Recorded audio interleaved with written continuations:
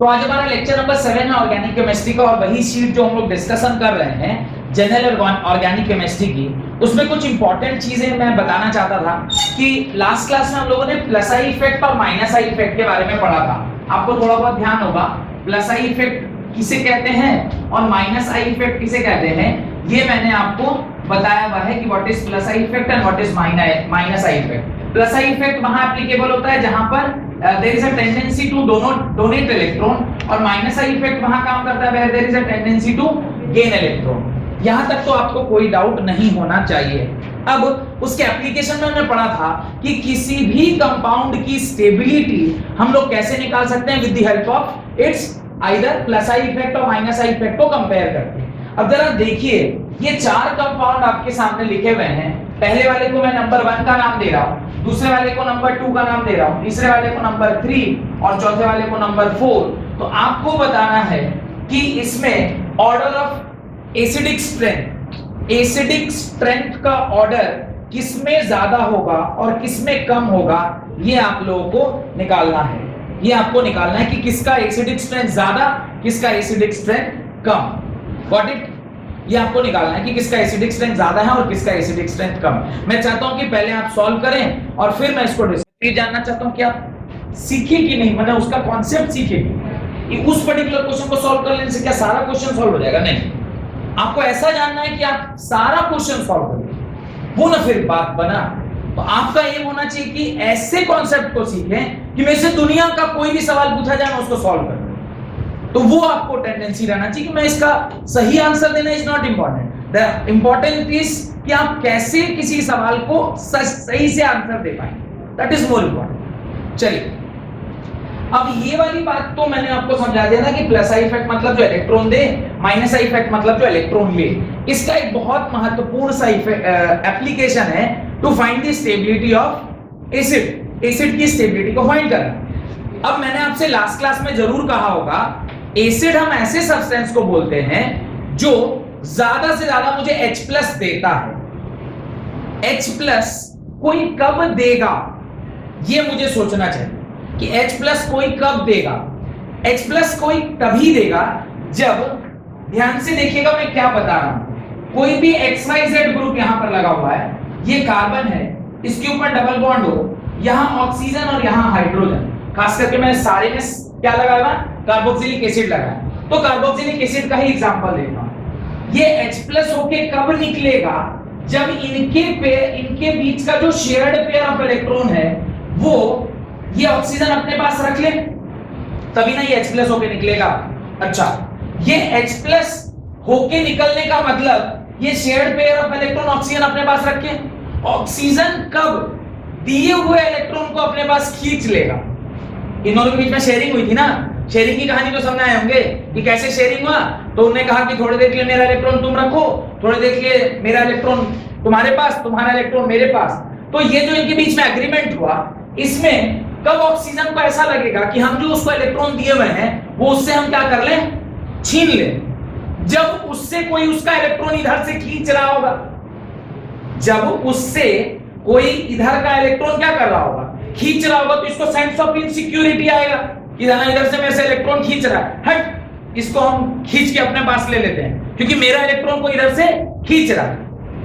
और उस चक्कर में इलेक्ट्रॉन खींचेगा तो दोनों इलेक्ट्रॉन को अपने पास ले लिया। जैसे ही दोनों इलेक्ट्रॉन को अपने पास लिया, हाइड्रोजन H+ होके सिस्टम से क्या हो गया, बाहर निकल गया।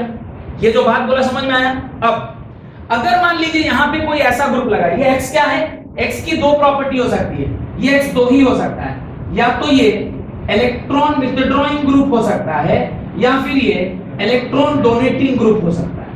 अब आप सोचिए, कब मैं हाइड्रोजन के साथ जो शेयर्ड पेयर ऑफ इलेक्ट्रॉन है उसको मैं उससे छीन लूंगा, जब मेरे से कोई छीन के भाग रहा होगा, यानी मेरे से कोई इलेक्ट्रॉन को क्या कर रहा होगा, विथड्रॉ कर रहा होगा, मेरे से कोई इलेक्ट्रॉन को खींच रहा होगा। अगर मेरे से कोई इलेक्ट्रॉन को खींचेगा तो मैं उसको बोलूंगा, भाई तेरे को जो दिए थे वापस कर, वापस ला, क्योंकि अगर उससे वापस नहीं लेंगे तो फिर मेरे को तो इधर से परेशानी हो रहा है, समझ ना रहा है। अब इलेक्ट्रॉन विथड्रॉइंग ग्रुप जब लगा है, इलेक्ट्रॉन विथड्रॉइंग ग्रुप लगा है, तो ये कौन सा इफेक्ट दिखाएगा, माइनस आई इफेक्ट। यानी जब जब किसी भी कंपाउंड पर माइनस आई इफेक्ट वाला ग्रुप लगा हुआ होगा, वो इस ऑक्सीजन के साथ जो लगा हुआ इलेक्ट्रॉन उसको क्या कर रहा होगा, खींच रहा होगा। ऑक्सीजन क्या रखना चाहता है, नेगेटिव चार्ज। अगर उसके देह पर का इलेक्ट्रॉन आप खींचिएगा तो वो अपने आप को स्टेबलाइज करने के लिए क्या करेगा, वो भी कहीं से खींचेगा, वो उससे खींचेगा तो उसका इलेक्ट्रॉन ले लिया और उसको बोला बाबू तुम H+ होके निकलो। Got it. तो जब जब माइनस आई इफेक्ट वाला ग्रुप आपके इस साइड में लगा है तब आप H+ बोले बाबू निकलो यहां से, चलो तुम निकलो, तुम्हारा अब इलेक्ट्रॉन का तुम्हारा जितना दिन का काम था हो गया, अब चलो हटो यहां से। क्यों, उसका शेयर पेयर ऑफ इलेक्ट्रॉन हम रख लिया, मेरे पास कौन सा चार्ज आ गया, नेगेटिव। क्योंकि अगर मेरे से कोई खींच रहा है तो मेरे को अपने को स्टेबलाइज करने के लिए मैं क्या करूंगा, वो शेयर पेयर ऑफ इलेक्ट्रॉन को खींच लूंगा। पहला केस। सेकंड केस, अगर इसकी जगह पर क्या लग जाए, electron donating group. Electron donating group में मेरे को इलेक्ट्रॉन कोई दे रहा है, अभी मेरे को कोई ज्यादा इलेक्ट्रॉन दे के रखा हुआ है, मैं क्यों उसको बोलूंगा भाई तुम जाओ यहां से। मेरे को इधर से जब सेटिस्फाई हो जा रहे हैं, हम क्यों उसको परेशान करेंगे, रहो तुम भी चिल करो, क्यों तुम टेंशन में आओगे, रहो तुम। तो वो उसको नहीं छोड़ेगा, नहीं छोड़ेगा तो उसकी एसिडिक स्ट्रेंथ कम। यानी जब जब ऐसा कोई ग्रुप जो ऑक्सीजन के ऊपर इलेक्ट्रॉन डेंसिटी बढ़ा रहा होगा, यानी इलेक्ट्रॉन को डोनेट कर रहा होगा, वो हाइड्रोजन को छोड़ने में इंटरेस्टेड नहीं रहेगा। क्यों, क्योंकि इसको अगर इस साइड से इलेक्ट्रॉन मिल जाएगा तो वो क्यों इसका इलेक्ट्रॉन छीनेगा, और अगर इसका इलेक्ट्रॉन नहीं छीना तो H+ होकर क्यों निकलेगा। H+ होके तो बेचारा हाइड्रोजन तभी निकल रहा है ना जब उसके साथ जो शेयर्ड पेयर ऑफ इलेक्ट्रॉन उसको ऑक्सीजन छीन ले रहा है। ऑक्सीजन कब छीनेगा, जब उसके अंदर इनसिक्योरिटी आएगी कि मेरे से कोई इलेक्ट्रॉन छीने जा रहा है, जबकि मैं तो हाईली इलेक्ट्रॉन नेगेटिव हूं, और मेरे से अगर इलेक्ट्रॉन खींच लेगा, मैं कहां क्या करूंगा, तो वो क्या करेगा, जा जो गरीब से लेके अपने पास रख लेगा, जाओ तुम निकलो यहां से। ये बात समझ में आया। अब सबसे ज्यादा एसिडिक स्ट्रेंथ जिसमें सबसे ज्यादा ताकतवर माइनस आई इफेक्ट लगा, क्योंकि जो सबसे ज्यादा ताकतवर माइनस आई इफेक्ट वाला होगा वो उतना ज्यादा उससे इलेक्ट्रॉन खींचेगा, जितना ज्यादा इलेक्ट्रॉन खींचेगा वो उतने जल्दी हाइड्रोजन बोले बाबू तो निकलो यहां से। यानी किसी भी कंपाउंड का एसिडिक स्ट्रेंथ, किसी भी कंपाउंड का एसिडिक स्ट्रेंथ जो है वो किसके प्रोपोर्शनल होता है, वो directly proportional to minus I group. Minus I group का मतलब होता है इलेक्ट्रॉन विथड्रॉइंग ग्रुप, और इनवर्सली प्रोपोर्शनल टू होता है प्लस आई ग्रुप, और प्लस आई ग्रुप का मतलब होता है 1/, इलेक्ट्रॉन डोनेटिंग ग्रुप। यहां तक कोई डाउट है तो बताइए, यहां तक कोई डाउट है नहीं। अब अच्छा, इन दोनों के बीच में कौन न्यूट्रल, इन दोनों के बीच में कौन न्यूट्रल, प्लस आई वाला इलेक्ट्रॉन देगा, माइनस आई वाला इलेक्ट्रॉन खींचेगा, न्यूट्रल ना देगा ना खींचेगा। न्यूट्रल एक ही चीज है, हाइड्रोजन। न्यूट्रल एक ही चीज है, हाइड्रोजन। यानी इस पूरे के ऑर्डर को लिखने के लिए मैं बीच में पहले 1 लिख देता हूं, क्योंकि 1 बीच में आएगा। अब मुझे ये चेक करना है कि ये ग्रुप प्लस आई इफेक्ट दिखाता है, ये ग्रुप प्लस आई इफेक्ट दिखाता है, ये ग्रुप प्लस आई इफेक्ट दिखाता है, ये ग्रुप माइनस आई इफेक्ट दिखाता है, ये ग्रुप माइनस आई इफेक्ट दिखाता है। तो टोटल ये न्यूट्रल है, ये तो बीच में आ गया। इसके बाद बचे हुए कितने कंपाउंड हैं, 5। 5 में से 1 2 3 प्लस आई इफेक्ट दिखा रहा है। प्लस आई इफेक्ट दिखा रहा है मतलब ये इसके इलेक्ट्रॉन डेंसिटी को बढ़ा रहा है कि घटा रहा है, बढ़ा रहा है। अगर इसके इलेक्ट्रॉन डेंसिटी को बढ़ाएगा तो ये हाइड्रोजन को छोड़ेगा कि नहीं छोड़ेगा, नहीं छोड़ेगा। अगर हाइड्रोजन को नहीं छोड़ेगा तो वो एसिड हुआ नहीं हुआ, नहीं हुआ, कमजोर एसिड हुआ, वीक एसिड हुआ, उतनी आसानी से नहीं छोड़ेगा। ऑलरेडी मेरे को इधर से इलेक्ट्रॉन मिल रहा है, मैं क्यों जाऊं हाइड्रोजन को छोड़ने, क्योंकि कोई भी चार्ज रखना नहीं पसंद करता है। अब ये तीनों तो पीछे आ गए, ये तीनों कहां जाएंगे, इधर पीछे आ जाएंगे। अब मेरे को ये डाउट है कि कौन कहां आएगा, इन तीनों में कौन कहां आएगा। तो CH3 और ये CH, जैसे जैसे नंबर ऑफ कार्बन बढ़ता जाता है वैसे वैसे उसका इंपैक्ट बढ़ता है कि घटता है, वैसे वैसे उसका इंपैक्ट घटता जाता है। तो सबसे इसके बाद जो एसिडिक होगा वो कौन होगा, अच्छा नंबर ऑफ कार्बन बढ़ेगा तो उसका इंपैक्ट घटेगा कि बढ़ेगा, प्लस आई इफेक्ट का इंपैक्ट, यानी चार्ज इसके ऊपर घटता जाता है पर उसका जो इंपैक्ट है वो तो बढ़ता जाएगा ना भाई। जो जितना ज्यादा नंबर ऑफ कार्बन रखा उतना ज्यादा उसका डोनेटिंग पावर है। तो इस हिसाब से सबसे पहले कौन आएगा, पहले तो ये, फिर ये, फिर ये, यानी इसके बाद आएगा 3, इसके बाद आएगा 2, इसके बाद आएगा 4, क्योंकि सबसे ज्यादा पावरफुल प्लस आई इफेक्ट किसके पास है, इसके पास प्लस आई इफेक्ट जिसका सबसे ज्यादा, उसका एसिडिक स्ट्रेंथ सबसे कम, इसलिए ये कहां पहुंच गया 4 नंबर पे। इससे कम ताकतवर प्लस आई इफेक्ट वाला कौन है ये, तो इसका जिसका प्लस आई इफेक्ट ज्यादा उसका एसिडिक स्ट्रेंथ कम। इसके बाद इससे कम ताकतवर ये, तो ये आ गया और बीच में आया न्यूट्रल। अब इस न्यूट्रल के बाद बचे हुए हैं 2। अब इन दोनों में दोनों का दोनों कौन सा इफेक्ट दिखाएगा, minus I effect. Minus I effect जिसका ज्यादा उसका एसिडिक स्ट्रेंथ ज्यादा, जिसका माइनस आई इफेक्ट ज्यादा उसका एसिडिक स्ट्रेंथ ज्यादा। अब मुझे ये चेक करना है इस टेबल को देखकर कि किसका माइनस आई इफेक्ट ज्यादा है। NH3 का माइनस आई इफेक्ट ज्यादा है। मुझे कैसे पता चला, आप उस टेबल को देखिए, टेबल में लिखा है NH3 के बाद NO2। तो NH3 सबसे ज्यादा प्लस आई इफेक्ट, सबसे ज्यादा प्लस आई इफेक्ट मतलब इस ऑक्सीजन का इलेक्ट्रॉन को तो ये कंप्लीटली छीन लिया होगा, और जैसे ही इस ऑक्सीजन का इलेक्ट्रॉन को ये छीनेगा तो ऑक्सीजन अपना हाइड्रोजन बोलेगा भाई जितना दिन का हम लोग मेरा तेरा साथ था वो साथ तो अब हो गया, अब तुम जाओ यहां से। और जैसे ही ये हाइड्रोजन को छोड़ेगा मतलब वो उतना अच्छा एसिड, क्योंकि वो हाइड्रोजन को रिलीज कर रहा है, हाइड्रोजन को रिलीज करने वाला एसिड। तो इस प्रकार से सबसे आगे कौन आएगा 6, फिर आएगा 5, फिर आएगा न्यूट्रल, फिर आएगा 3, तब 2 और तब 4। समझ में आया how to arrange the order of stability of arrange the order of acidic strength for particular compound. उसमें किसी दो में COOH की जगह कुछ और डाल दिया तो जैसे NH3+ भी डाल दिया किसमें, जिससे वहां इस तरफ इधर भी NH3+, COOH की जगह हटा दिया नहीं फिर एसिड आप कंपेयर तो दो चीज को करोगे ना, ये तो कंपैरिजन है ना, सब में रहना चाहिए। माने मैं जब भी कंपेयर करूंगा तो 12th क्लास के बच्चे को ना 12th क्लास से कंपेयर करूंगा, 11 12 को कैसे कंपेयर करूंगा, क्लास ही अलग अलग है। एसिडिक स्ट्रेंथ जब भी कंपेयर होगा तो कुछ तो कॉमन होना चाहिए, उसके बाद ना आप उसको कंपेयर करिएगा कि वेदर पॉजिटिव होगा कि नेगेटिव होगा कि एंड सो ऑन। ठीक है, ये आपको एसिडिक स्ट्रेंथ का ऑर्डर कैसे निकालते हैं मेरे ख्याल से ये समझ में आपको आया होगा। एक और एग्जांपल अगर मैं आपको दूं कि किसका एसिडिक स्ट्रेंथ ज्यादा है और किसका एसिडिक स्ट्रेंथ कम है, तो शायद मुझे लगता है शायद आप उसका आंसर दे पाएंगे। चेक करते हैं, ये पूरा लिख लिया सबने, इसका लॉजिक क्लियर हुआ। What is the logic to check the stability, stability मतलब एसिडिक स्ट्रेंथ है, तो आप स्टेबिलिटी ऑफ O- चेक कर लीजिए या फिर आप stability of acid direct check कर लीजिए, दोनों में से जो भी चेक करें। मिटा रहा हूं, मिटा दूं, लॉजिक क्लियर हो गया होगा। अब अभी 2 कंपाउंड में लिख रहा हूं और मैं चाहता हूं कि आप बताएं कि उसकी स्टेबिलिटी क्या होती है। पहला कंपाउंड है C triple bond C CH2 CH2 COOH, ये आपका compound number 1। C double bond C CH2 CH2 COOH, compound number 2। CH3 CH2 CH2 CH2 COOH, compound number 3।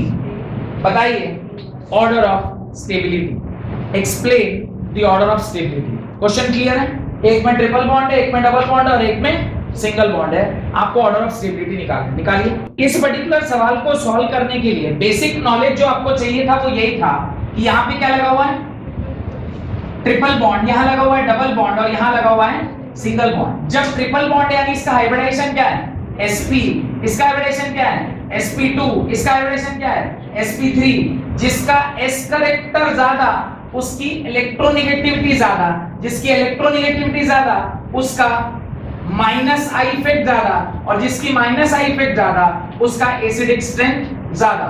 इस हिसाब से अगर हम देखें तो इसमें s कैरेक्टर कितना है 50%, इसमें s कैरेक्टर कितना है 33%, इसमें s कैरेक्टर कितना है 25%। जिसका s कैरेक्टर ज्यादा उसकी इलेक्ट्रोनेगेटिविटी ज्यादा, जिसकी इलेक्ट्रोनेगेटिविटी ज्यादा उसका माइनस आई इफेक्ट ज्यादा, जिसकी माइनस आई इफेक्ट ज्यादा उसका एसिडिक स्ट्रेंथ। यानी s character can be directly related to acidic strength. जिसका s कैरेक्टर ज्यादा उसका एसिडिक स्ट्रेंथ ज्यादा, उस हिसाब से s कैरेक्टर सबसे ज्यादा इसका है तो ऑर्डर क्या होगा 1 देन 2 एंड देन 3। इस प्रकार से आपका इस केस में ऑर्डर ऑफ एसिडिक स्ट्रेंथ आएगा, ऑर्डर ऑफ एसिडिक स्ट्रेंथ आएगा।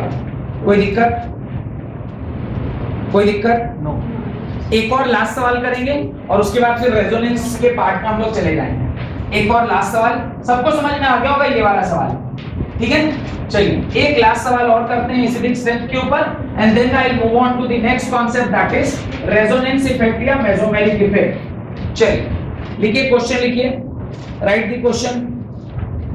कार्बन कार्बन कार्बन और उसके ऊपर लगा है COH, यहाँ पे लगा है NO2 ग्रुप। फिर कार्बन कार्बन कार्बन, इस पे लगा है COH और उस पे लगा हुआ है Cl, यहाँ भी Cl और यहाँ भी Cl। फिर लगा है carbon carbon carbon carbon carbon carbon और यहाँ COH और इस पर भी Cl और इस पर भी Cl और एक और ग्रुप है जहाँ पे लगा हुआ है कार्बन कार्बन कार्बन COH और यहाँ पे सिर्फ एक बार Cl। इसको मैं स्ट्रक्चर नंबर 1, इसको मैं स्ट्रक्चर नंबर 2, इसको मैं स्ट्रक्चर नंबर 3 और इसको मैं स्ट्रक्चर नंबर 4 ऐसा लिख रहा हूँ। आपको बताना है कि what is the stability, what is the stability या what is the acidic strength. सबसे ज्यादा एसिडिक स्ट्रेंथ किसका होगा, देन किसका होगा, देन किसका होगा एंड फाइनली किसका होगा। Got it? सबसे आगे 1 का होगा, सबसे आगे 1, फिर 1 के बाद 3, अच्छा फिर 2 और फिर 4, 1 3 2 4, यानी सबसे आगे NO2 वाले का आपने कहा, फिर आपने सबसे आगे आपने किसका कहा, NO2 वाले का, फिर आपने कहा नहीं गलत है, रॉन्ग, ये गलत है। और सोचिए, देखिए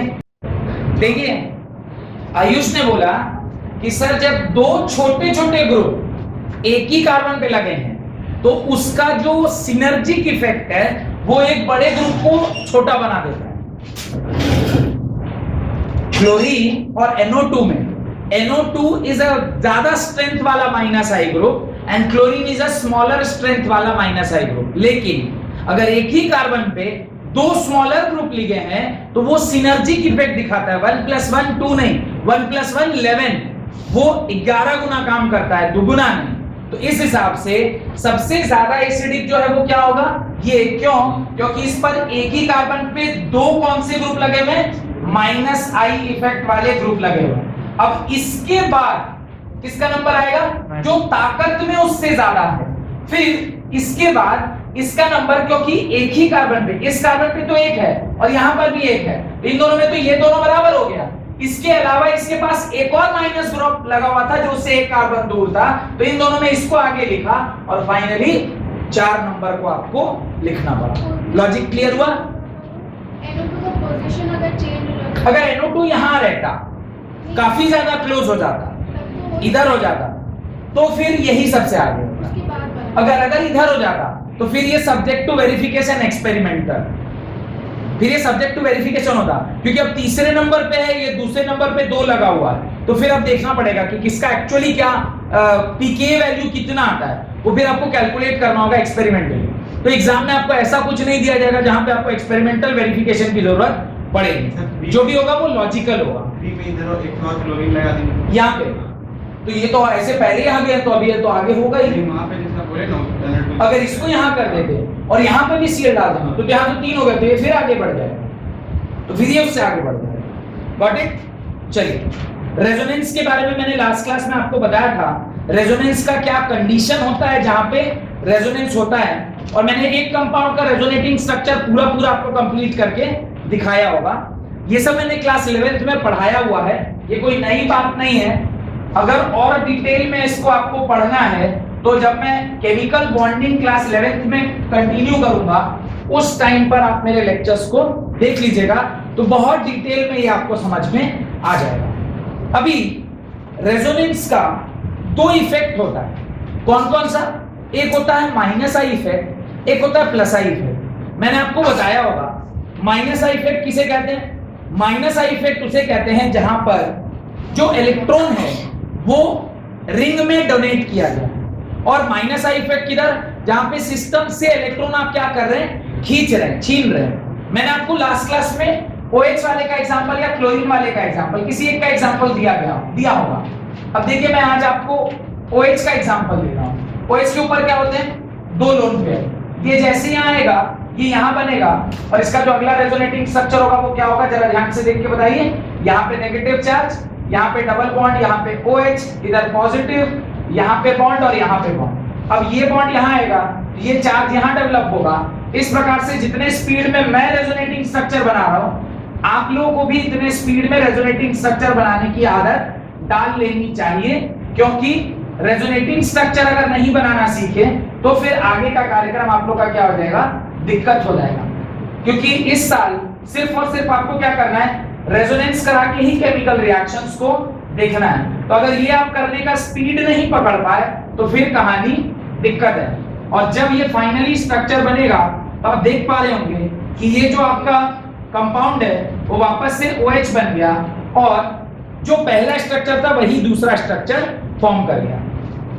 अब एक छोटा सा कॉन्सेप्ट है वहां पे कि किस रूल के तहत आप ये डिसाइड करोगे कि स्टेबिलिटी किसकी ज्यादा होती है, यानी रेजोनेंस में स्टेबिलिटी कब ज्यादा होगी और रेजोनेंस में स्टेबिलिटी कब कम होगी, इसको हम लोग को चेक करना चाहिए। अब जरा इसकी स्टेबिलिटी ऑर्डर लिखते हैं। याद रखिएगा, ऑक्सीजन अपने ऊपर क्या रखना चाहता है, नेगेटिव चार्ज रखना चाहता है, लेकिन गलती से उसके ऊपर क्या है, पॉजिटिव चार्ज है। तो जब जब ऑक्सीजन पे पॉजिटिव चार्ज होगा वो उतना ज्यादा अनस्टेबल, उतना ज्यादा डिस्टेबलाइज्ड रहेगा। तो सबसे ज्यादा डिस्टेबलाइज्ड अगर कोई है इसमें, अगर मैं इसे 1 नंबर बोलूं, इसे 2 नंबर, इसे 3 नंबर, इसे 4 नंबर और इसे 5 नंबर, टोटल यही है ना 5 स्ट्रक्चर। इसके अगर मैं स्टेबिलिटी का ऑर्डर लिखूं, if I right the order of stability, what will be the order of stability? ध्यान रखिएगा, कुछ नियम है जो स्टेबिलिटी ऑफ ऑर्डर को गवर्न करते हैं। पहला, वो स्ट्रक्चर सबसे ज्यादा स्टेबल होता है जिसमें चार्ज दिखाई ना दे, जिसमें चार्ज दिखाई ना दे, मतलब सेपरेशन ऑफ चार्ज नहीं होना चाहिए, यानी वो न्यूट्रल स्ट्रक्चर होना चाहिए। पहला और 5वां न्यूट्रल स्ट्रक्चर है। तो सबसे आगे आप क्या लिखेंगे, फर्स्ट इज इक्वल टू 5, ये पहला पॉइंट। सेकेंड, अगर गलती से चार्ज हो भी रहा है तो पॉजिटिव नेगेटिव जितने करीब हो वो उतना अच्छा स्टेबल। पॉजिटिव नेगेटिव बहुत दूर होगा वो अनस्टेबल। पॉजिटिव पॉजिटिव दूर हो तो ठीक, नेगेटिव नेगेटिव दूर हो तो ठीक, पर पॉजिटिव नेगेटिव पास हो तो ठीक। क्या बोला, समझ में आया? एक पॉजिटिव है एक नेगेटिव है, ये दोनों जितने पास होगा उतना अच्छा, पर अगर पॉजिटिव नेगेटिव दूर जा रहा है मतलब वो डिस्टेबलाइज कर रहा है। इस हिसाब से जब आप इन दोनों स्ट्रक्चर को देखेंगे तो यहां पॉजिटिव ठीक इसके बाजू में नेगेटिव, यहां पॉजिटिव ठीक इसके बाजू में नेगेटिव, यहां पॉजिटिव बहुत दूर नेगेटिव। तो सबसे ज्यादा सबसे कम स्टेबल कौन होगा, ये स्ट्रक्चर। तो सबसे पीछे कौन आएगा, 3, और बीच में कौन होगा, 2 इज इक्वल टू 4। इस पर्टिकुलर कंपाउंड में ऑर्डर ऑफ स्टेबिलिटी ये है। This is the order of stability, पहली बात। दूसरी बात, अब आपने रेजोनेंस सीख लिया कि रेजोनेटिंग स्ट्रक्चर कैसे बनाते हैं। रेजोनेटिंग स्ट्रक्चर करने के बाद थोड़ा सा ध्यान देकर देखिए ये नेगेटिव चार्ज कहां घूम रहा है, ये नेगेटिव चार्ज किस किस पोजीशन को गया है। मैं यहां पे ब्लू मार्कर से आपको दिखा रहा हूं कि यहां नेगेटिव चार्ज आया है, एक टाइम पे यहां नेगेटिव चार्ज आया और एक टाइम पे यहां नेगेटिव चार्ज आया। देखिए इसी 3 पॉइंट पर नेगेटिव चार्ज आया नहीं आया, कोई दिक्कत? इसी 3 पॉइंट पे नेगेटिव चार्ज आया है। देखिए पहले स्ट्रक्चर, सेकंड स्ट्रक्चर में कहां पे, यहां पे, थर्ड स्ट्रक्चर में कहां पे, यहां पे, फोर्थ स्ट्रक्चर में कहां पे, यहां पे। 3 पोजीशन पे नेगेटिव चार्ज आया। ये कौन कौन सा पोजीशन है, ortho. This is ortho and para, यानी जब कभी भी रेजोनेंस हो रहा है तो ऑर्थो और पैरा पोजीशन पे नेगेटिव चार्ज डेवलप हो रहा है। अब एक ऐसा कंपाउंड होता है जिसको हम लोग क्या बोलते हैं, इलेक्ट्रोफाइल। क्या बोलते हैं, इलेक्ट्रोफाइल। वर्ड लिख रहा हूं, ध्यान से देखिएगा, इलेक्ट्रोफाइल। इलेक्ट्रोफाइल का मतलब है इलेक्ट्रॉन के प्रति प्यार। Philic means love, phobic means डर। वाटर से जिसको डर लगता है उसको क्या होता है? हाइड्रोफोबिक, पानी से डर लग रहा है। और हाइड्रोफिलिक मींस जो पानी से प्यार करे। कुछ लोग ऐसे होते हैं ना, उसको नदी समुद्र के पास जाते देखिए फटाक से छलांग मार देगा, तैरना आए चाहे नहीं आए। और कुछ आदमी उसको देखिए पानी भीग जाएंगे, कागज पिघल ना जाए, ऐसे टाइप का उसको फीलिंग आएगा, वो डरेगा पानी को देख के। और कुछ आदमी को देखिए कि बारिश हुआ, उसको रहेगा कि कैसे हम फट से बारिश में नहा लें। ऐसे कुछ लोग होते हैं। That is called as hydrophilic and hydrophobic. यहाँ पे फिलिक वर्ड है। Philic means love, philic means प्यार, इलेक्ट्रॉन के प्रति प्यार। कौन इलेक्ट्रॉन को प्यार करेगा? जो पॉजिटिवली चार्ज होगा। जो पॉजिटिव चार्ज होगा वही ना इलेक्ट्रॉन को प्यार करेगा। तो electrophilic means E+। Electrophilic means E+। E+ कहां अटैक कर सकता है? किसी भी रेजोनेटिंग स्ट्रक्चर पे जहां जहां उसको नेगेटिव साइट दिखाई देगा। कहां नेगेटिव साइट दिखाई दे रहा है? ऑर्थो पे और पैरा पे। ऐसे केस में जहां पे इलेक्ट्रोफाइल ऑर्थो और पैरा पोजीशन पे जाके स्ट्राइक करता है और वो वहां अगर लग गया तो उसको बोलते हैं ऑर्थो पैरा डायरेक्टिव। क्या बोलते हैं उसको? Ortho para directive. फिनोल, ये सब किसके अंदर पढ़ेंगे? फिनोल नामक चैप्टर में। ये फिनोल बना हुआ ना, आपका एक चैप्टर है अल्कोहल, फिनोल एंड ईथर, उसमें फिनोल आएगा। फिनोल में मैं बोलूंगा देखिए ये ऑर्थो डायरेक्टिव है। उस दिन नहीं पूछना है सर ऑर्थो डायरेक्टिव क्या होता है, नहीं। ऑर्थो डायरेक्टिव ऑलरेडी आपको समझा चुके। व्हाट इज ऑर्थो डायरेक्टिव या व्हाट इज पैरा डायरेक्टिव? जब कभी भी कोई भी स्ट्रक्चर रेजोनेंस में जाएगा तो रेजोनेंस में जाएगा तो या तो पॉजिटिव चार्ज ऑर्थो पैरा पर घूमेगा, नहीं तो नेगेटिव चार्ज। अभी मैंने नेगेटिव चार्ज को घुमाया, ठीक अभी थोड़ी देर में पॉजिटिव चार्ज को भी घुमा के दिखाऊंगा। जब ये पॉजिटिव या नेगेटिव चार्ज वहां घूमता है तो उस पर आके इलेक्ट्रोफाइल, अगर नेगेटिव चार्ज आ रहा है तो इलेक्ट्रोफाइल अटैक करेगा, पॉजिटिव चार्ज होगी तो न्यूक्लियोफाइल अटैक करेगा। वो जाके अगर अटैक कर रहा है और वहां जुड़ जा रहा है तो उसको हम बोलते हैं ऑर्थो पैरा डायरेक्टिव। क्या बोलते हैं उसको? Ortho para directive. पूरे फिनोल में आपको यही काम करना है, ऑर्थो पैरा डायरेक्टिव कंपाउंड बनाना है। समझ में आया? ये लिख लिए कॉपी में। अब देखिए मैं आपको ये कौन सा, ये प्लस आई ग्रुप, ये प्लस आर है या माइनस आर है? ये प्लस आर ग्रुप है। क्यों? क्योंकि ये सिस्टम को, ये इस रिंग को इलेक्ट्रॉन क्या कर रहा है? प्रोवाइड कर रहा है। तो ये प्लस आर इफेक्ट दिखाएगा। अब मैं माइनस आर का आपको एग्जांपल देता हूं। ये बना लिया सबने? सबने बना लिया? चलिए अभी माइनस आर, ये स्टेबिलिटी ऑर्डर लिख लिए, ये बहुत इंपॉर्टेंट है। चलिए अभी देखिए, अब मैं आपको माइनस आर का एग्जांपल दिखाता हूं। माइनस आर ऐसे ग्रुप में दिखाई देगा जहां पे इलेक्ट्रॉन की डेफिशिएंसी होगी। इलेक्ट्रॉन की डेफिशिएंसी कहां होती है मैं दिखाता हूं आपको। सपोज कोई ऐसा कंपाउंड है, सपोज कोई ऐसा कंपाउंड है जहां पर ये NH3 प्लस लगा हुआ है। क्या लगा हुआ है? NH3 प्लस लगा हुआ है। अगर ये NH3 प्लस है तो ये इससे इलेक्ट्रॉन खींचेगा। ये इससे अगर इलेक्ट्रॉन खींचा तो इसका जो बॉन्ड फॉर्मेशन होगा, यानी अगला जो रेजोनेटिंग स्ट्रक्चर होगा वो कैसा होगा? देखिए NH3 और यहां पर क्या आ जाएगा? Positive charge. यहां पर क्या हो जाएगा? Double bond. फिर ये इस बॉन्ड को अपनी ओर खींचेगा। अगर ये बॉन्ड को अपनी ओर खींच रहा है तो ये क्या बनाएगा? यहां पर आएगा पॉजिटिव चार्ज, इधर डबल बॉन्ड, इधर डबल बॉन्ड, इधर डबल बॉन्ड NH3। फिर ये अगले स्ट्रक्चर में क्या होगा? इस बॉन्ड को ये अपनी ओर खींचेगा। अगर ये अपनी ओर इस बॉन्ड को खींच रहा है तो पॉजिटिव चार्ज कहां जाएगा? पॉजिटिव चार्ज ऊपर गया, यहां पे क्या लगा? NH3 और इधर क्या आ गया?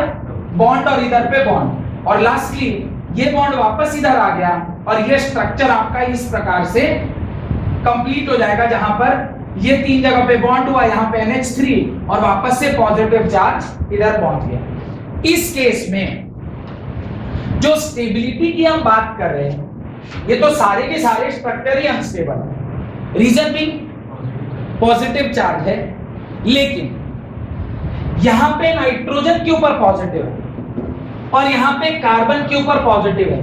इस तीन केस में किसके ऊपर पॉजिटिव चार्ज है? कार्बन के ऊपर। इस दो केस में किसके ऊपर पॉजिटिव चार्ज है? नाइट्रोजन के ऊपर। नाइट्रोजन ज्यादा इलेक्ट्रोनेगेटिव की कार्बन? नाइट्रोजन। नाइट्रोजन जहां पे न्यूट्रल होगा वो स्टेबल स्ट्रक्चर, की पॉजिटिव चार्ज होगा वो स्टेबल स्ट्रक्चर? जहां न्यूट्रल होगा। यानी इतना तो कंफर्म है कि ये तीन स्ट्रक्चर इन दोनों स्ट्रक्चर से स्टेबल है। ठीक है, यानी अगर मैं इसे 1 लिखूं, इसे 2 लिखूं, इसे 3, इसे 4 और इसे 5, तो मैं क्या लिखूंगा? 1 इज इक्वल टू 5 और इसको सबसे पीछे फेंक दूंगा। क्यों? क्योंकि इन दोनों स्ट्रक्चर में नाइट्रोजन के ऊपर कौन सा चार्ज आ रहा है? Positive charge. इन तीनों में जो आपका नाइट्रोजन है उसके ऊपर न्यूट्रल है, लेकिन चार्ज यहां पर न्यूट्रल से न्यूट्रल कौन हो? न्यूट्रल को आप पॉजिटिव नहीं कंसीडर करके नेगेटिव कंसीडर करें। तो यहाँ पे चार्जेस कितने हैं? सबसे ज्यादा दूर दूर, और यहाँ पे चार्जेस क्या है? पास पास। तो 2, अच्छा नहीं, ऐसे ये नाइट्रोजन इलेक्ट्रोनेगेटिव है। इस इलेक्ट्रोनेगेटिव से चार्ज जितनी दूरी पर उतना अच्छा। तो यहाँ पे सबसे ज्यादा दूरी पर और यहाँ पे पास पास, तो सबसे ज्यादा स्टेबल कौन होगा? 3, फिर 4 इज इक्वल टू 2, फिर 1 इज इक्वल टू 5। इस तरीके से लॉजिकली क्या किसी भी रेजोनेटिंग स्ट्रक्चर्स का आप स्टेबिलिटी ऑर्डर निकाल सकते हैं। ये आपको आगे चल के क्या आएगा? काम आएगा। ठीक है, ये आपको आगे चल के क्या आएगा? काम आएगा। अब एक और वहां पे मैं आपको कॉन्सेप्ट लिखवाना चाह रहा था, लेकिन वो इसमें लिखा हुआ है, आप इसको देखेंगे वो सारा चीज इसके अंदर क्या किया हुआ है? लिखा हुआ है। एक और चीज है जो मैं अभी आपको बताना चाहता हूं, दैट इज पेज नंबर 6 को जाइए, सीधी page number 6, steric inhibition of resonance. Steric inhibition of resonance. कई बार ऐसा होता है कि स्ट्रक्चर इतना ज्यादा स्टेरिकली हिंडर्ड है। स्टेरिकली हिंडर्ड का क्या मतलब होता है उसको समझिए। What is steric hindrance? Steric hindrance किसे कहते हैं? द स्टेरिक हिंड्रेंस मींस, ध्यान से देखिएगा तो आपको समझ में आ जाएगा व्हाट इज स्टेरिक हिंड्रेंस। अभी देखिए, ये सपोज करिए आपका स्ट्रक्चर है। स्ट्रक्चर मींस खास करके मैं अभी ये कार्बन का स्ट्रक्चर बना रहा हूं। This is CH4, this is CH4। अभी CH4 नहीं बना के मैं क्या बना रहा हूं, जरा ध्यान से देखिएगा। मैं ये बना रहा हूं, ये आपका कार्बन, इस पर H लगा हुआ है, इस पर H लगा हुआ है, इस पर भी H लगा हुआ है और इस पर भी H लगा हुआ है, इस पर भी H लगा हुआ है। ये फिर सेकंड स्ट्रक्चर देखिए, यहां पर H है, this is CH3, this is H and this is also H।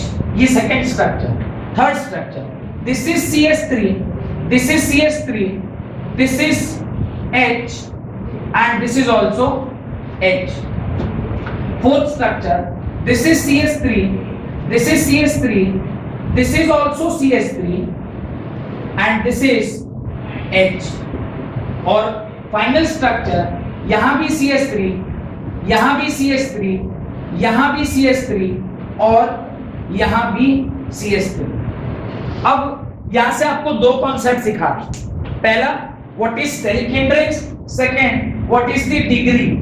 जब किसी कार्बन पे एक भी कार्बन ग्रुप नहीं लगा होता है तो इसको 0 डिग्री कार्बन बोलते हैं। जब किसी कार्बन से एक कार्बन लगा होता है तो इसे हम 1 डिग्री कार्बन बोलते हैं। जब एक कार्बन से 2 कार्बन लगे होते हैं तो इसे 2 डिग्री कार्बन। जब एक कार्बन से 3 कार्बन लगे होते हैं 3 डिग्री कार्बन। और जब चारों कार्बन हो तो इसको टर्नरी कार्बन या 4 डिग्री कार्बन बोला जाता है, क्योंकि एक कार्बन कितने बॉन्ड बना सकता है? 4 बॉन्ड बना सकता है, चारों कार्बन लग सकता है। अब जरा ध्यान से देखिएगा, ये बहुत इंपॉर्टेंट कॉन्सेप्ट है, आपको सीखना चाहिए। रीजन, इसी से आप पहला चैप्टर भी सीखेंगे।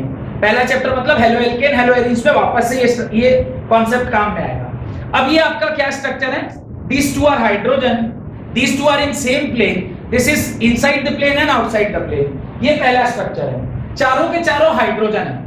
कोई भी रिएजेंट जो अटैक करेगा, कोई भी रिएजेंट जो अटैक करेगा बड़ी आसानी से आके अटैक करेगा, क्योंकि हाइड्रोजन का साइज छोटा होता है। तो ये स्ट्रक्चर स्टेरिकली हिंडर्ड नहीं है। लेकिन मैं इस स्ट्रक्चर की बात करूं, यहां पे एक CH3 ग्रुप लगा हुआ है, यहां पे भी एक CH3 ग्रुप लगा हुआ है और यहां पर भी एक CH3 ग्रुप लगा हुआ है। और तब अगर कोई आके अटैक करना चाह रहा है जगह ही नहीं मिल रहा अटैक करने का। क्यों? क्योंकि यहाँ पे इतना बल्कियर ग्रुप लगा हुआ है कि कोई जगह बचा नहीं कि ये इस कार्बन को जाके अटैक करेगा, तब ना फिर ये आगे का कहानी होगा। ये तो पहुंच ही नहीं पा रहा है, तो यहीं पे आके रुक जा रहा है। क्यों? क्योंकि इसके ऊपर जो ग्रुप लगा हुआ है वो क्या है, इतना ज्यादा बड़ा है, बल्कियर ग्रुप है कि वो हिंड्रेंस पैदा करता है। इसी कॉन्सेप्ट को क्या बोलते हैं, स्टेरिक हिंड्रेंस। और जहां कहीं भी स्टेरिक हिंड्रेंस पैदा होती है वहां पे रिएजेंट को रिएक्शन में पार्ट लेना थोड़ा सा मुश्किल हो जाता है और फिर वो दूसरा रास्ता देखता है। तो खैर उसके बारे में हम लोग बाद में बात करेंगे। अभी देखिए स्टेरिक इनहिबिशन ऑफ रेजोनेंस, ये जो एक कॉन्सेप्ट है इसको सिर्फ सीखना है। ये बना लिया, डिग्री समझ में आ गया। स्टेरिकली सबसे ज्यादा हिंडर्ड और स्टेरिकली सबसे लीस्ट हिंडर्ड, ये भी समझ में आ गया। चलिए एक एग्जांपल देखता हूं, इससे आपको ये समझ में आएगा। प्लस आर और माइनस आर ग्रुप का इफेक्ट समझ में आ गया। प्लस आर और माइनस आर का इफेक्ट, प्लस आर मतलब जो इलेक्ट्रॉन दे रहा हो और माइनस आर मतलब जो इलेक्ट्रॉन खींच रहा हो। इस स्ट्रक्चर को जरा ध्यान से देखिए, ये इस प्रकार का स्ट्रक्चर है।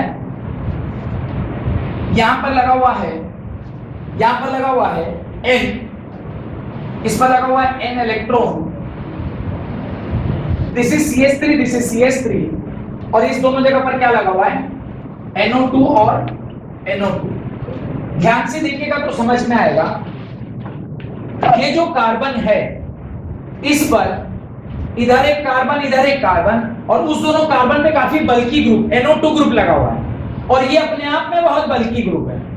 होता क्या है, ऐसा अगर देखा जाए तो यहां पर इलेक्ट्रॉन है, इलेक्ट्रॉन क्या होना चाहिए, यहां पे आना चाहिए था और इसको फिर यहां पे नेगेटिव चार्ज में कन्वर्ट हो जाना चाहिए था। ये नॉर्मली जो हम लोग रेजोनेंस करते वो यही करते ना कि ये इधर आता, ये यहां पे होता, लेकिन इस केस में ऐसा संभव नहीं हो पाता है। क्यों?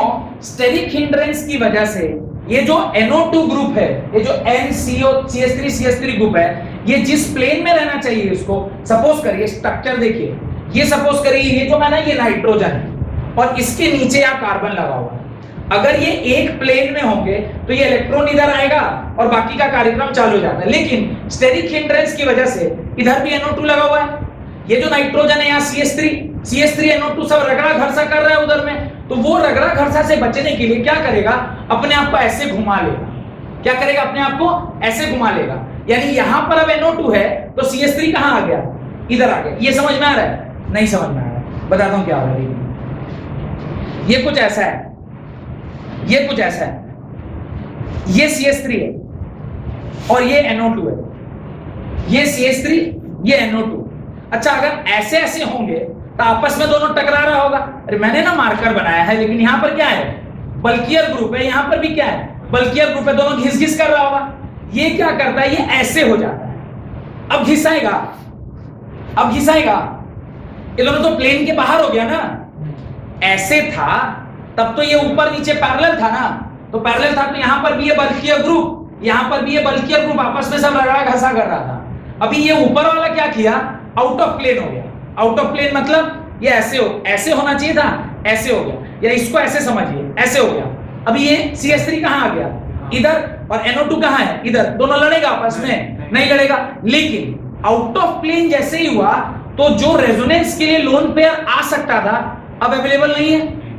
तो स्टेरिक हिंड्रेंस अगर बढ़ जाता है तो रेजोनेंस इनएबिलिटी हो जाता है, यानी रेजोनेंस नहीं कर पाता है। इसी को बोलते हैं steric inhibition of resonance. Sterically hindered अगर स्ट्रक्चर है तो वो अपने प्लेन को क्या कर लेता है, चेंज कर लेता है। तो जो लोन पेयर रेजोनेंस में जाता अब वो नहीं जा पाएगा। इसी कॉन्सेप्ट को बोलते हैं इनहिबिशन, माने नहीं जा पा रहा है रेजोनेंस में। क्यों? बिकॉज वहां पर क्या है, स्टेरिक हिंड्रेंस है। स्टेरिक हिंड्रेंस मींस जो रास्ता बल्कियर ग्रुप लगा रहता है जिसकी वजह से ये कार्यक्रम नहीं हो पाता है। Got it? अब इस रेजोनेंस से आप क्या क्या यूज में लेंगे, देखिए पहला effect of resonance on structure, आप उसका स्टेबिलिटी चेक कर सकते हैं, आप उसकी रेजिस्टिविटी बोल रहा हूं, रिएक्टिविटी चेक कर सकते हैं, कौन सा रिएक्शन करेगा कौन सा रिएक्शन नहीं करेगा। आप उसकी एसिडिटी चेक कर सकते हैं, एसिडिटी ऑफ फिनोल। आप उसकी एरोमेटिसिटी चेक कर सकते हैं, ये तमाम चीजें आप वहां पर चेक कर दें। एक चीज बस वहां ध्यान देकर देखिए, आप जो सबसे इंपॉर्टेंट पॉइंट है वो है acidity of phenol, page number 7 का लास्ट पॉइंट, फिनोल की स्टेबिलिटी, ये हम निकालते हैं। आज की क्लास में मैं आपको 2 स्टेबिलिटी ऑफ फिनोल सिखाऊंगा। ऑर्डर देख लीजिए क्या है, ऑर्डर देखिए, यहां पे ऑर्डर लिखा हुआ है क्लियरली, पेज नंबर 7 में ऊपर देखिए ऑर्डर ऑफ प्लस आर और माइनस आर इफेक्ट दिखाया हुआ है। देखिए यहां पे ऑर्डर दिखा हुआ है, इस तरह पे ऑर्डर लिखा है। क्या लिखा है? सबसे आगे जो प्लस एम इफेक्ट वाला होता है वो NR2, फिर OR, फिर फ्लोरीन, उसके बाद OH, OR, NH2 and so on, और माइनस आई दिखाने वाला कौन कौन है?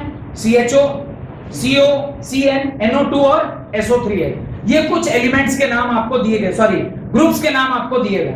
एक सवाल आज की क्लास को कंप्लीट करने से पहले आपको रेजोनेंस, अच्छा कभी भी याद रखिएगा, अगर कहीं पे आई इफेक्ट भी लग रहा है और कहीं पे आर इफेक्ट भी लग रहा है, ताकतवर कौन होता है?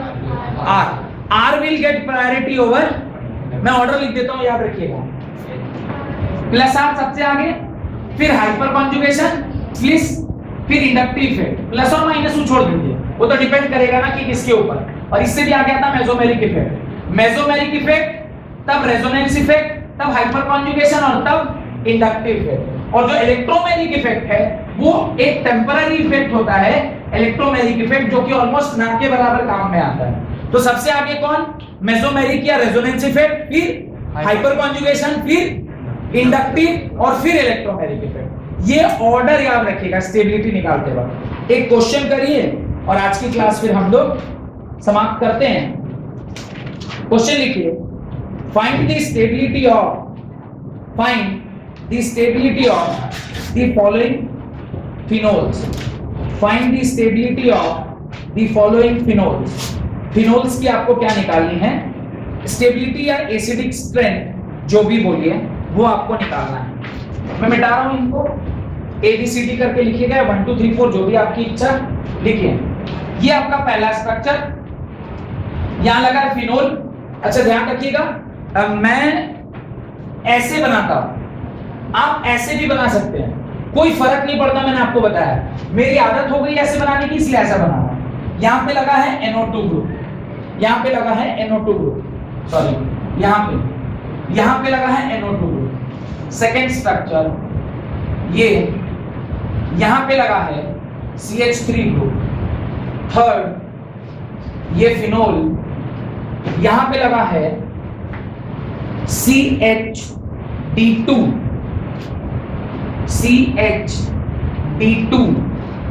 यहां पर लगा है OH, इस पर लगा हुआ है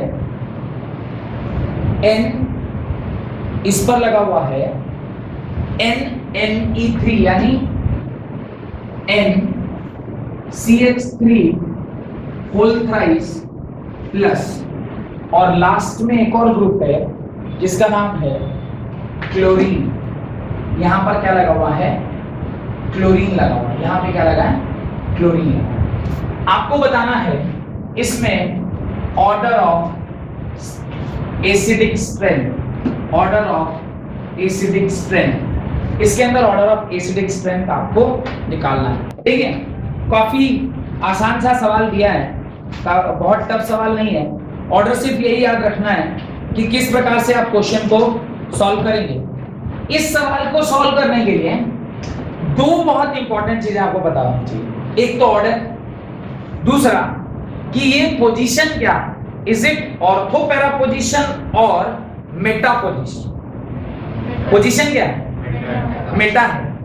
मेटा पोजीशन पे जब कभी भी कोई भी ग्रुप लगा होता है तो वो प्लस आई इफेक्ट दिखाएगा कि प्लस आर इफेक्ट दिखाएगा? प्लस आई इफेक्ट दिखाएगा कि प्लस आर, या माइनस आई दिखाएगा कि माइनस आर दिखाएगा, डिपेंडिंग अपॉन इट्स नेचर। क्या इफेक्ट दिखाएगा? याद रखिएगा, रेजोनेंस होता है, रेजोनेंस होने पर इफेक्ट कहां पे घूमता है? ऑर्थो और पैरा पे। ऑर्थो पैरा पोजीशन पे जब कुछ लगा होता है तभी हम उसको प्लस आई या प्लस आर या माइनस आर इफेक्ट से चेक कर लें। यहां पे इसको किस इफेक्ट से चेक करेंगे?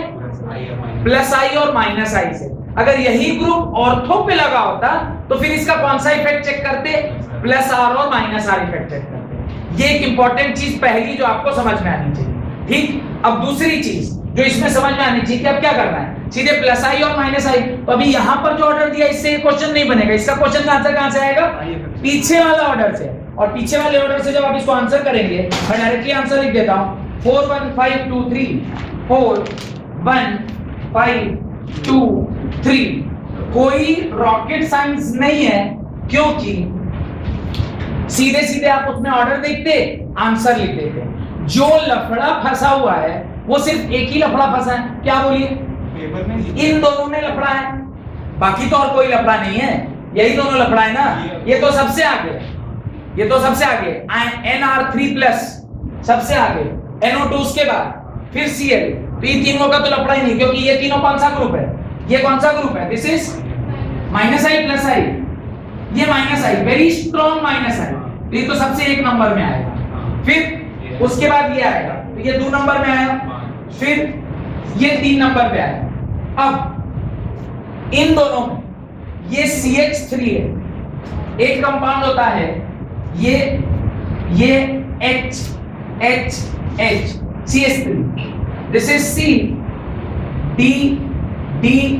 D हाइड्रोजन का second form, deuterium, this is CT3, ये क्या लिखा हुआ है, CT3 है, this is CD3, this is CH3। तीनों के तीनों हाइड्रोजन के फॉर्म्स हैं। उसी में से एक 2 हाइड्रोजन को हटा के उसकी जगह क्या यूज कर लिया, D यूज कर लिया।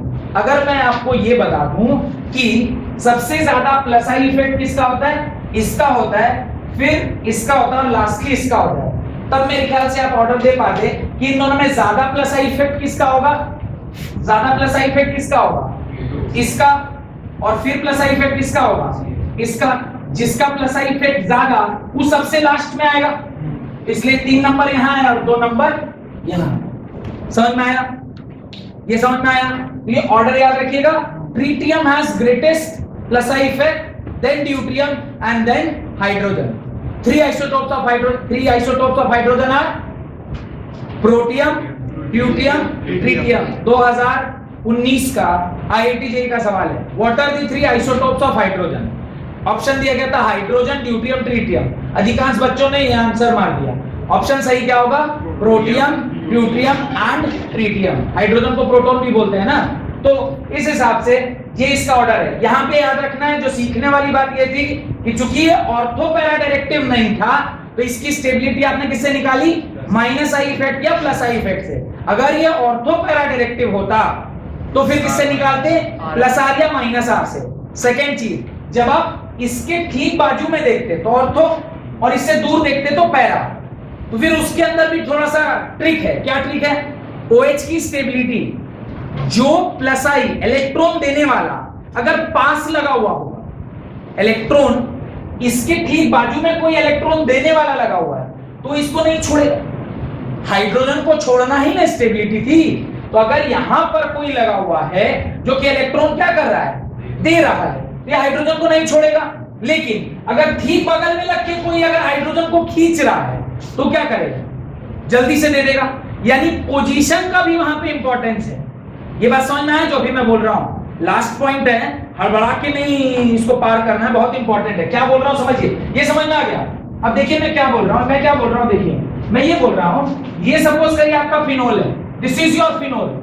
अब यहां पे कोई +I इफेक्ट वाला ग्रुप लगा हुआ है, और यहां पर +I नहीं, यहां पे कोई +R वाला इफेक्ट लगा हुआ है, और यहां पर कोई -R वाला इफेक्ट लगा हुआ है, और यहां पर कोई +R वाला लगा हुआ है, और यहां पर कोई -R वाला लगा हुआ है। सबका इफेक्ट अलग अलग होगा, ये समझ में आ रहा है। और फिर पोजीशन और फिर उसका स्ट्रेंथ मिक्स करके भेज दिया तो IIT का सवाल हो गया। सारा चीज मिक्स कर दिया, पोजीशन और अलग अलग स्ट्रेंथ वाला एक साथ फेंक दिया तो IIT का सवाल हो गया। अब जिसको सारा ऑर्डर नहीं याद है, जिसको रिलेटिव स्ट्रेंथ नहीं याद है, उसका सवाल का आंसर नहीं दे पाया, फिर वो तुक्का मारेगा, अक्कड़ बक्कड़ बम्बे वो। लेकिन अगर आपको सारा ऑर्डर पता है और आपको कॉन्सेप्ट पता है कि अगर ये माइनस आ रहा है मतलब ये इलेक्ट्रॉन को खींच रहा है। इलेक्ट्रॉन खींचने वाला अगर बगल में लगल है, बगल में लगल है मतलब बगल में लगा हुआ है, तो ये हाइड्रोजन को तुरंत छोड़ देगा। लेकिन अगर खींचने वाला थोड़ा दूर लगा हुआ है तो इससे रिलेटिवली कमजोर है। लेकिन यहां पर अगर बगल में कोई लगा हुआ है देने वाला, अगर कोई देने वाला ठीक बगल में लगा हुआ है तो ये सबसे लीस्ट एसिडिक और ठीक दूरी। तो अगर इसी चारों को मैं अरेंज करूं तो सबसे ज्यादा एसिडिक कौन, इसको नंबर देता हूं 1 2 3 4। सबसे ज्यादा एसिडिक कौन, 2 नंबर, फिर 4 नंबर, फिर खींचने, ये खींचने वाला है माने इलेक्ट्रॉन उससे खींच रहा है कि दे रहा है, दे रहा है। तो ई कम देगा ई ज्यादा देगा, तो जो सबसे ज्यादा देगा वो सबसे लास्ट में 1 और फिर 3। तो अगर इस तरह से पोजीशन को भी देखा जाए तो इस हिसाब से भी आप उसको क्या कर सकते हैं, अरेंज। अभी पोजीशन, अब उसमें फिर इसका स्ट्रेंथ, चारों सेम नहीं देके आपको चारों अलग अलग भी दे सकता है, तो फिर उससे और कितने सारे क्वेश्चन बनेंगे, समझ में आ रहा है। और उसके वेरिएशन से आईआईटी का क्वेश्चन बनता है। यहां तक समझ जाने के बाद अगली क्लास में मैं आपको स्टेबिलिटी, धीरे धीरे एसिडिटी ऑफ डिफरेंट कंपाउंड्स, और एक क्लास में सिर्फ एसिडिटी के बहुत सारे सवाल करवा के और फिर जीओसी को भी क्या कर देंगे, जीओसी को विदा नहीं करेंगे। उसके बाद आपका आई और आर इफेक्ट कंप्लीट हो जाएगा, फिर रह जाएगा इलेक्ट्रोमेरिक इफेक्ट और हाइपर कॉन्जुगेशन, वो खत्म होगा। फिर क्लीवेज ऑफ बॉन्ड, और क्लीवेज ऑफ बॉन्ड के बाद टाइप ऑफ अटैकिंग रिएजेंट। इतना खत्म होने से आपका जीओसी समाप्त हो जाएगा। बहुत बहुत धन्यवाद आज